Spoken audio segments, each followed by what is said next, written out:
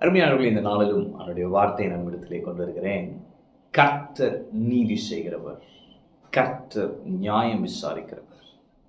சில நேரங்களிலே நம்முடைய வாழ்க்கையில நம்மை பகைக்கிறவர்கள், நமக்கு விரோதமா எழும்பினவர்கள், அவர்கள் வளர்ந்து கொண்டே போகிறது போல் தோன்றலாம். ஆண்டவர் ஏன் அப்படி பண்ணிட்டாரு?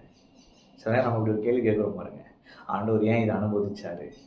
எங்களை ஏன் இப்படி சோதிக்கிறாரு? அப்படியே ஒரு இந்த டேர்மா சொல்றோம் பாருங்க. ஆனால் உண்மையிலே ஆண்டவருடைய பார்வையில் இந்த பிரச்சனையை பார்த்தோம்னா ஒரு தெளிவான படம் கிடைக்கும் பாருங்க. நம்முடைய நிலையிலிருந்து பிரச்சனையை பார்க்கும் பொழுது தேவன் நமக்கு நியாயம் செய்யவில்லை என்று தோன்றலாம், தேவன் நம்மோடு இல்லை என்று தோன்றலாம், தேவன் நமக்கு இதை அனுமதித்து விட்டாரே என்று தோன்றலாம். ஆனால் தேவனோடு இருந்து பிரச்சனையை பார்க்கும் பொழுது அதன் பார்வையே வித்தியாசமா இருக்கும், அதன் கண்ணோட்டமே வித்தியாசமா இருக்கும். இப்ப சிவந்த சமுத்திரத்துல ஆண்டவர் பாருங்க வெட்டாந்தரையாக்கி நடத்துகிறார். திடீர்னு பார்க்குறோம், இங்கே நடந்துட்டு இருக்காங்க, எங்கிட்டும் மதிலா நிற்கிது, இங்கிட்டு மதிலா இருக்கு, நடுவில் நடந்துட்டு இருக்காங்க. திடீர்னு பார்த்தா பின்னாடி பார்வோன் சேனையை துரத்திட்டு வரான், ரதங்கள் துரத்தி கொண்டு வருது. அப்ப இஸ்ரவேல் ஜனங்களுடைய எண்ணம் எப்படின்னா, எப்பா என்னப்பா இங்கே வந்து அழிய வச்சுட்ட, அங்கே அடிமையாக இருந்து செத்துருந்தா கூட கொஞ்ச நாள் வாழ்ந்து செத்துருக்கலாம், இப்போ கடலுக்குள்ள போய் இல்லை. ஆனால் தேவனுடைய பார்வையில் அதை பார்த்தோம்னா வித்தியாசமா இருக்கு. தேவ பார்வையில் எப்படி தெரியுதுன்னா, போய் சத்துருக்குள் சேனிடத்துல போய் கேட்டா சொல்லுவான், அங்கே போட்டிருக்கு கர்த்தர் எகிப்தியர்களை கலங்கடித்தார், அவர்களுடைய சக்கரெல்லாம் அப்படியே கலண்டுச்சான், அவனுங்க மூவ் பண்ணி போறதுக்கு ரொம்ப வருத்தப்பட்டாங்களாம். அப்போ சொன்னா கர்த்தர் அவங்களோட நிறுத்தம் பண்றாரு, இப்படியே ஓடிடுவோம் பாருங்க. அப்போ தேவனுடைய பார்வையிலிருந்து உங்கள் சூழ்நிலையை பார்க்க கற்றுக்கொள்ளுங்கள். இன்றைக்கு நான் ஒரு வார்த்தை சொல்றேன்.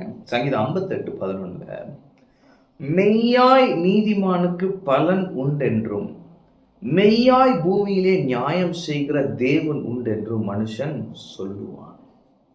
அது மாதிரி அப்பொழுதுன்னு போட்டிருக்கோம். அந்த அப்பொழுதுக்கு முன்னாடி யோசனை பார்த்தீங்கன்னா, பழி வாங்குதலை நீதிமான் காணும் போது மகிழுவான், அவன் தன் பாதங்களை துன்மார்க்கனுடைய இரத்தத்திலே கழுவுவான், அப்பொழுது மெய்யாய் நீதிமானுக்கு பலன் உண்டு என்று. அப்ப ஆண்டவர் உங்களுக்கு இன்று நீதி செய்வார்.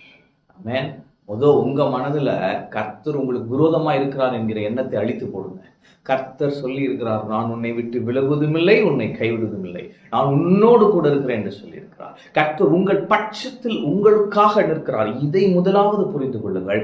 அடுத்த ஆண்டவர் சொல்றாரு, நான் இன்று உனக்கு நீதி செய்வேன், நான் இன்று உனக்கு பலன் அளிப்பேன். ஆமென். பழி வாங்குதலை நீதிமான் காணும் பொழுது மகிழ்வான். அப்ப உங்கள் சத்துருக்களுக்கு நேரிடுவதை உங்கள் சொந்த கண்கள் காணும் இயேசுவின் நாமத்தினாலே.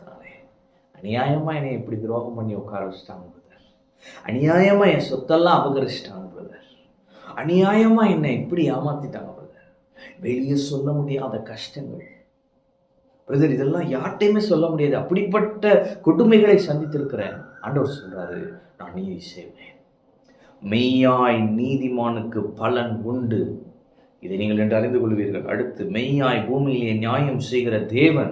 அப்ப நியாயம் செய்கிற தேவன் என்று உங்களுக்கு நீதி செய்வார், உங்களுக்கு நீதி செய்து உங்களுக்கு பலன் அளிப்பார். இழந்து போனதை தேடவும் ரட்சிக்கவுமே மனுஷகுமாரன் வந்திருக்கிறார் என்று இயேசு சொன்னார். இழந்து போனதை நீங்கள் அடைவீர்கள், திரும்ப பெறுவீர்கள். அந்த நிந்தை, இழந்து போன அந்த நற்பெயர் பாருங்க, தேவன் நீங்கள் இழந்த நற்பெயரை தரப்போகிறார், நீங்கள் இழந்த பணத்தை திரும்ப தரப்போகிறார். அவர் இன்று உங்களுக்கு மெய்யாய் நீதி செய்வார். சத்துருக்களுக்கு நேருவதை உங்கள் சொந்த கண்கள் காணும். ஆமென். கர்த்தர் உங்களோடு இருக்கிறார். கர்த்தரை ஆசீர்வதிப்பார்.